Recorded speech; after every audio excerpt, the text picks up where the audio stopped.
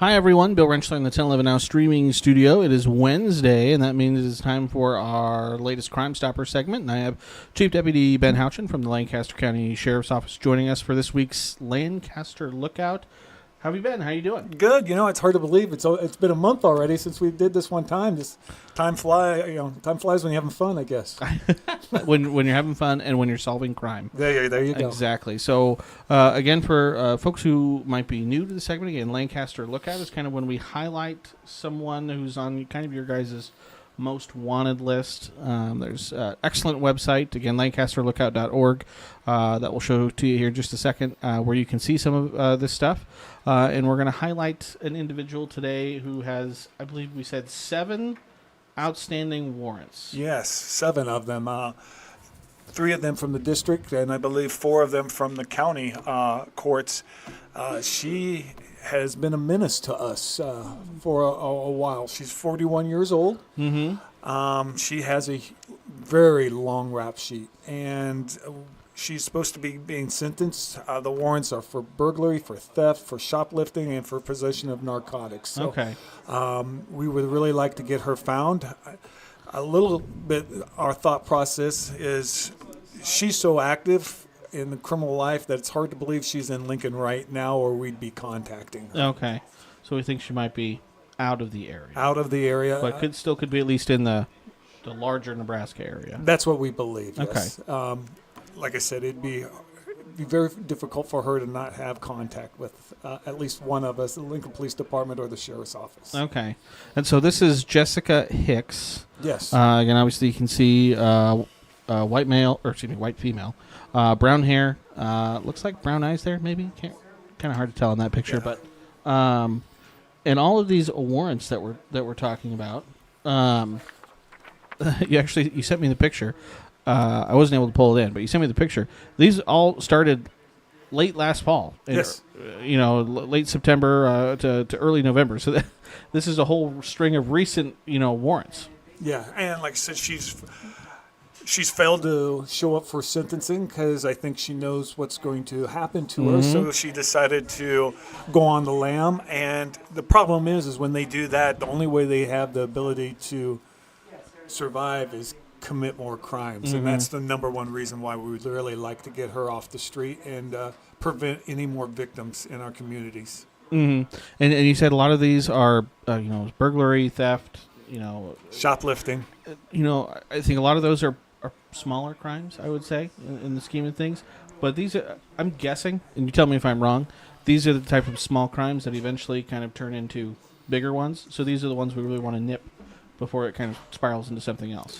Well, as you can tell, too, and we were talking about it, she was in possession of narcotics. And a lot of these crimes, people will say drugs are a victimless crime. Well, the problem is what happens is for them to obtain the money or to get the drugs, they have to commit crimes against people. And that's where it becomes not so much victimless anymore. And that's what we would like to see get stopped. And, if she has an issue with substance abuse, we'd like to be able to get her some help so she doesn't have to keep doing this. Yeah.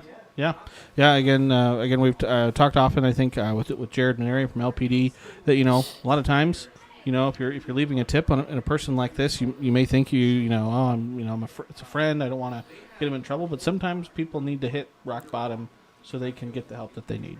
Yes, and it doesn't appear she's able to do this on her own, so maybe a little bit of force on making her go do some of these things would help her. And eventually, so a lot of times, these individuals finally make a decision that they've had enough of this lifestyle, and they make a change. Not always, but, it's our job here not just to catch people and stuff. We honestly want to help people, but we also want to protect the rest of society so that they don't become victims of crimes. And so, again, Jessica Hicks is the person that we're looking for. Again, my punch up here. This is the Lancaster Lookout, website. Again, lancasterlookout.org, is where you can find this information. And here's this list, again, kind of the 10 most, the 10 individuals, again, that you guys are really looking for. You run out of tips. You run out of leads. We need some tips on any one of these individuals. So, again, you can see Jessica on there right there, as well as 9 other individuals, some of which that we've already talked about on this segment before that we're still looking for. They're still looking for them, yes. And so, Like I said, sometimes they leave the total area, and we'd really like to catch them. But you know what? If they're not in Lincoln Lancaster County committing crimes, then I guess that's a win for us in one way or not. The problem is they may be doing it in another jurisdiction. Yeah, in some other location. Yes. And so, again, the best way to leave a tip, whether, again, it's with the Lancaster County Sheriff's Office, Lincoln Police Department, or the Lincoln Lancaster County Crime Stoppers, again, all the information right there on your screen. And, again, from all of our segments that we've done, Deputy Houchin with you, with Jared Benary from LPD, with Captain Baker from UNLPD, we really like the P3 app. That's the best one because you guys can have a little bit of a conversation with those individuals who might be leaving a tip. Yeah, and we still don't know who it is, but we've talked about this before. Like reporters, as cops, like to ask questions, like to get as much information as we can possibly get. And sometimes we have to verify certain things, and it just makes it a lot easier. And again, we don't know who you are. It just helps us fill in some blanks. Yeah, maybe. sometimes just that one follow-up question is it gives you, really completes the puzzle of the information you guys need. And that works a lot more, probably not so much with tips on individuals where they are, but more on the crimes and information on that. And so, yeah, anytime that we can communicate, it makes it a lot better for us. And so that's our individual we're looking for. Again, that's currently listed on Lancaster Lookout. But you also wanted to go talk about another crime that recently happened, and that was a break-in. Yes. It's Rod's Outdoor Power Sports. Yes. I think is what it was. Can you kind of walk us through that? Well, Sunday morning, the Lancaster County Sheriff's Office, we received an alarm out at Rod's Power. And when deputies arrived, and we arrived really quick, 7 minutes from the time we get dispatched to being there with a county of the over 800 square miles, it's good that we got there that quick. When we arrived, we noticed that the showcase window was not just broke into, it was totally destroyed. Busted out. Yeah. And deputies went in and cleared it and did not find anybody. We did learn that 6 motorcycles were taken, each of them worth about $8,000 for $48,000 of the theft. Also, about $12,000 of damage, and as you can see, is when that happened, several of these motorcycles and ATVs got damaged. Some of them totaled, and then the big loss, it was the window, which they estimated over $200,000 to fix. They did use a U-Haul, as you can see on that. What we have learned is those are usually stolen U-Hauls, so we can't just go find out who may have rented a U-Haul and do this. We've also learned that this is not a new crime. We know in St. Joseph, Missouri, that they had one very similar to this, but as we have began to look into it, these have been going on for several years now, all across the United States. And they do target Honda and other motorcycle dealerships, and they're looking for particular kinds of bikes to steal. They must have a ability to get rid of them very quickly because they are eyeballing certain ones. Okay.